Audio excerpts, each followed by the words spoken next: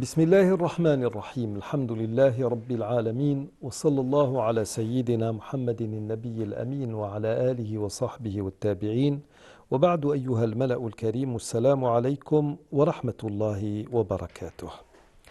Après avoir parlé de la guerre dans la Bible, et là encore, bien que nous ayons cité uniquement des textes de l'Ancien Testament, il faut comprendre que la chose, ce que nous avons cité comme patrimoine ou comme écrit religieux ou comme texte fondateur, est le legs commun des juifs et des chrétiens. Parce que les chrétiens ont eux aussi leur Ancien Testament à travers la Bible d'Alexandrie ou ce qui est appelé communément la Septante.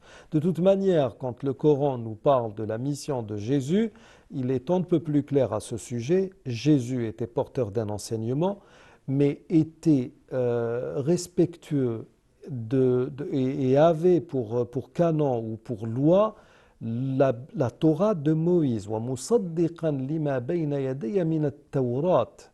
Ça veut dire que le christianisme normalement devrait avoir deux livres. Et il en a deux livres.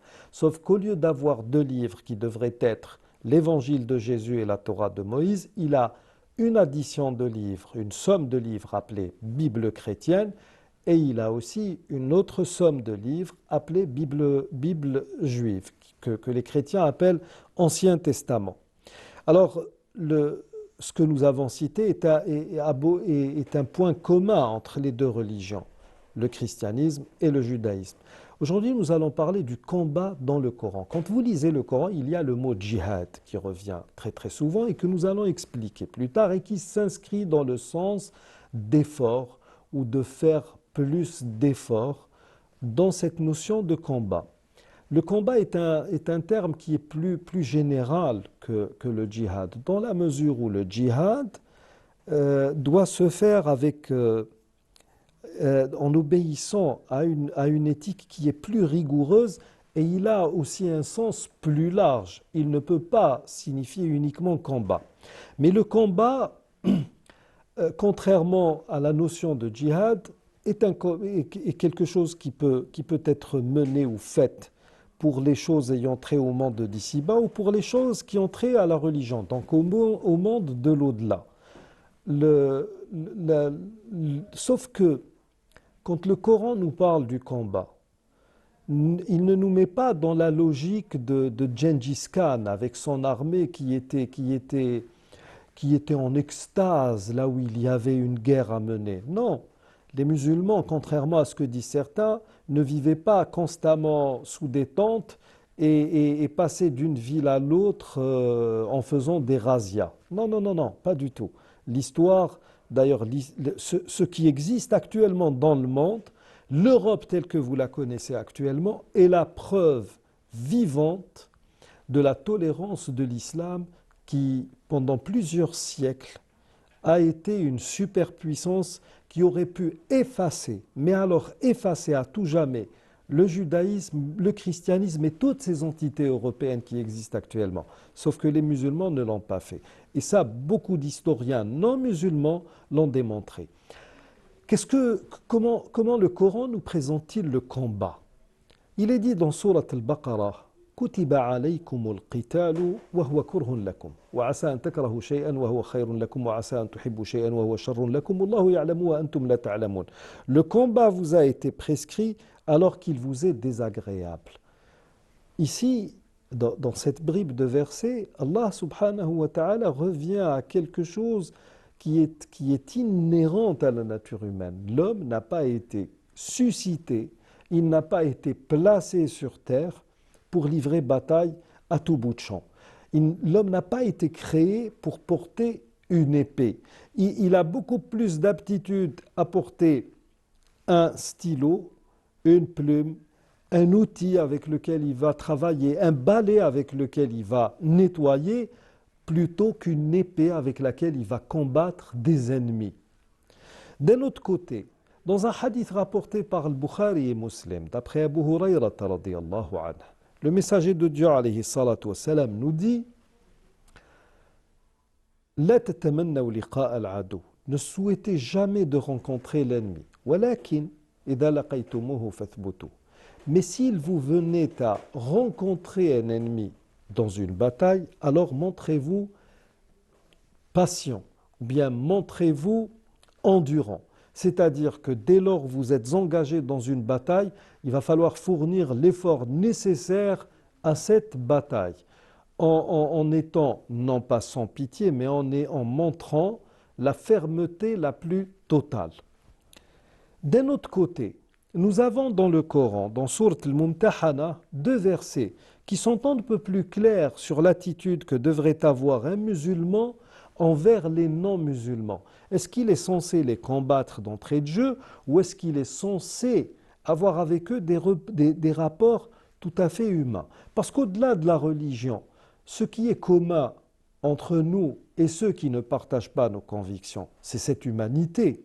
C'est cet ancêtre commun que nous appelons Adam, alayhi salam.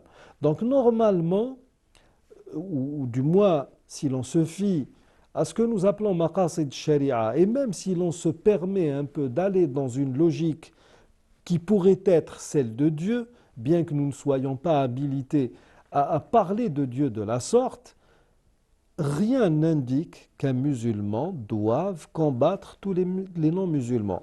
Et pour preuve, dans Sourate Al-Mumtahana, le verset 8 nous dit لا ينهاكم الله عن الذين لم يقاتلوكم في الدين ولم يخرجوكم من دياركم أن تبروهم وتقسطوا إليهم إن الله يحب المقسطين.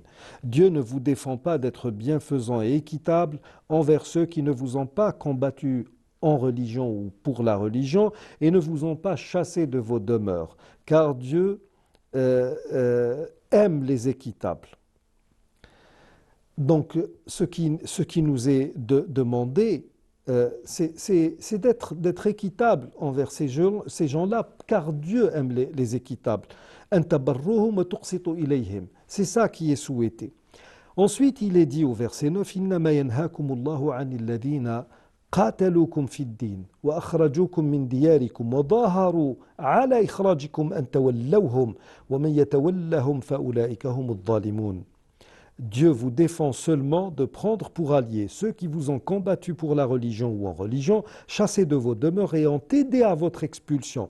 Et ceux qui les prennent pour alliés sont les injustes. C'est-à-dire que non seulement nous n'avons pas le droit d'avoir un comportement bienséant envers ceux qui nous ont montré, une certaine animosité, mais aussi nous n'avons pas le droit d'être leur allié. Et le fait d'être leur allié fait de nous des injustes. Et l'injustice ici, c'est la trahison qui pourrait survenir ou émaner de certaines personnes lors d'un conflit avec autrui. Ce que notre pays a connu pendant 132 ans. Sinon, et n'eût été justement la trahison, est-ce que les Français auraient pu envahir l'Algérie? Est-ce qu'ils auraient pu s'éterniser ici pendant plus d'un siècle? Normalement, non. Ce sont ces injustes envers eux-mêmes et envers leurs concitoyens, ces traîtres qui font que les ennemis, là où ils pénètrent, ils arrivent à s'enraciner. Maintenant, supposons qu'une guerre nous est imposée. Est-ce que nous avons le droit de dévier des valeurs que nous enseigne l'islam? Nous pouvons lire dans Sourate Al-Ma'idah, au verset 8, ce qui suit. يا أيها الذين آمنوا كونوا قوامين لله شهداء بالقسط ولا يجرمنكم شنآن قوم على ألا تعدلوا اعدلوا هو أقرب للتقوى واتقوا الله إن الله خبير بما تعملون. Aux croyants, soyez stricts dans vos devoirs envers Dieu et soyez des témoins équitables, et que la haine pour un peuple ne vous incite point à être injuste. Pratiquez l'équité, cela est plus proche de la piété, et craignez Dieu, car Dieu est certes parfaitement connaisseur de ce que vous faites. Voici l'esprit général dans lequel se fait ou est menée une guerre, quand guerre il y a. Maintenant, revenons au verset de Sourate Al-Mumtahana. La yanhaakumullahu anil ladina lam yuqatilukum fid din wa lam yukhrijukum min diyarikum an tabarruhum wa tuqsitu ilayhim innallaha yuhibbul muqsitin. Dieu ne vous défend pas d'être équitable et bienfaisant envers ceux qui ne vous ont pas combattu en religion et ne vous ont pas chassé de vos demeures, car Dieu aime les équitables. Sachez que dans ces groupes de laboratoire, ou du moins ce que nous appelons des groupes de laboratoire, qui sont les groupes terroristes, que vous connaissez tous, certains se sont permis de dire que ce verset a été abrogé par, par d'autres versets du Coran qui incitent au combat des non-musulmans. Et même dans des vieilles exégèses qui remontent à plusieurs siècles, il a dit le verset de l'épée. Sauf que chacun dit qila, il a été dit. Alors que nous sommes une nation dite la nation du sanad, la nation de la chaîne de transmission. Quand quelqu'un dit quelque chose en religion, il doit avoir impérativement ou s'appuyer impérativement sur un texte fondateur ou sur un avis des premiers musulmans, des pieux prédécesseurs, salaf salih. Or, il n'y a pas de verset de l'épée dans le Coran. Il y a des versets qui parlent justement d'une certaine, on va dire, sévérité ou fermeté pendant les combats, mais les versets, de manière générale, incitent beaucoup plus à aller vers l'autre qu'à le combattre. Et puis, il y a aussi, dans les versets que nous avons cités, le fait de même si une guerre est imposée, même si on a été attaqué, on ne va pas se venger pour nous-mêmes. S'il y a lieu de se venger, on se venge pour la vérité. Et puis, notez encore une chose. Il y a beaucoup de problèmes à régler dans la communauté de l'islam, dans la mesure où, jusqu'à présent, nous avons des gens qui nous parlent de Ard al-Islam et Ard al-Kufr. Alors que l'imam Shafi'i, nous l'avons déjà dit, parlait de Ard al-Mu'ahada. La maison du pacte. Nous sommes dans le pacte, nous sommes dans l'obligation d'aller plutôt dans ce sens que dans le sens de l'animosité envers les autres. Nous arrivons au terme de cette émission. Je vous remercie de l'avoir suivi. Assalamu alaikum wa rahmatullahi wa barakatuh.